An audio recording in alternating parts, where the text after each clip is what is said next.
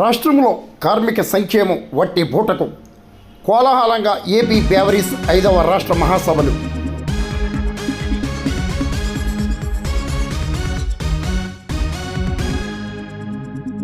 కాకినాడ జిల్లా సమర్లకోటలో AP beverage కార్మికుల రాష్ట్ర మహాసభలు కోలాహలంగా జరిగాయి. రాష్ట్రంలో బేవరేజ్ కార్మికుల సమస్యలను పరిష్కరించాలని కోరుతూ ఏపీ బేవరేజ్ అమాలి వర్కర్స్ యూనియన్ అధ్యక్షులు అప్పలరాజు ఆధ్వర్యంలో 5వ రాష్ట్ర మహాసభలను ఆదివారం సమర్లకోటలో నిర్వహించారు. లక్షలాది కార్మికుల ద్వారా కేంద్ర రాష్ట్ర ప్రభుత్వాలు వేల కోట్ల రూపాయల ఆదాయాన్ని ఆర్జించడం మినహా కార్మిక సంక్షేమాన్ని మాత్రం పట్టించుకోవటం లేదని సిఐటియు రాష్ట్ర కార్యదర్శి ఉమామహేశ్వరరావు ఆగ్రహం వ్యక్తం చేశారు. ఈ కార్యక్రమంలో నేతలు సుబ్బారెడ్డి, ఎన్ ప్రసాదరావు, మదన్ మోహన్, విపత్తి కొండలరావు, స్థానిక అధ్యక్షులు అప్పలరాజు, వివిధ జిల్లాల ప్రతినిధులు పాల్గొన్నారు. రాష్ట్ర గౌరవ అధ్యక్షులు సామర్లకోటలో సామర్లకోట డిపో, అమలాపురం డిపోలు రెండు సంయుక్తంగా నిర్వహిస్తూ ఉన్నాయి.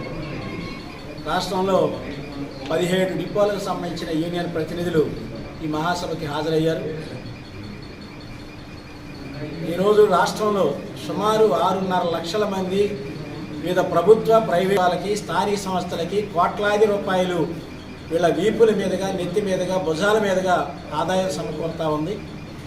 కానీ వీళ్ళ భవిష్యత్తు కోసం, వీళ్ళ కష్టాలు తీర్చడం కోసం ఒక్క నయా పైసా కూడా ప్రభుత్వాలు బడ్జెట్లో కేటాయించడం లేదు. ప్రమాదాలు జరిగితే పట్టించుకునే దిక్కు లేదు, సెలవులు లేవు, పని గంటలు లేవు.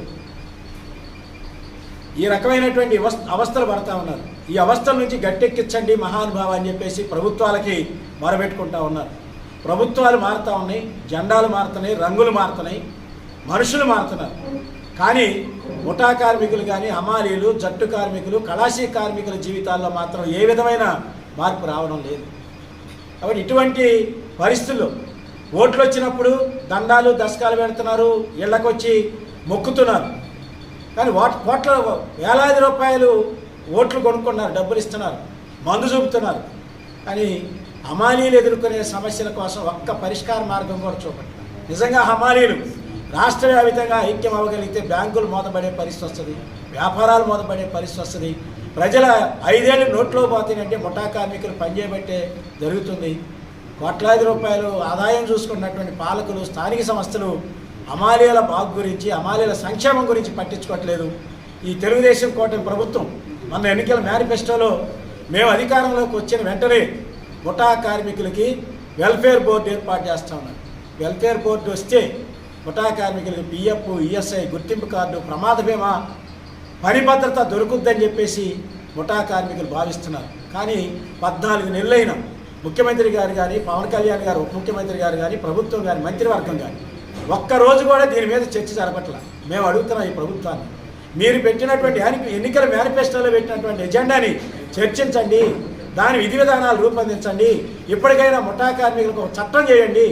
మీరు కనుక చట్టం చేయకపోతే రాబోయే రోజుల్లో బేవరేజ్ అమాలీలే కాదు, రాష్ట్రంలో ఉండేటువంటి వివిధ డిపార్ట్మెంట్లు, ప్రభుత్వ, ప్రైవేట్ గోడౌన్లో ఉండేటువంటి లక్షలాది మంది ముఠా కార్మికులు సిఐకి కూడగట్టుద్ది.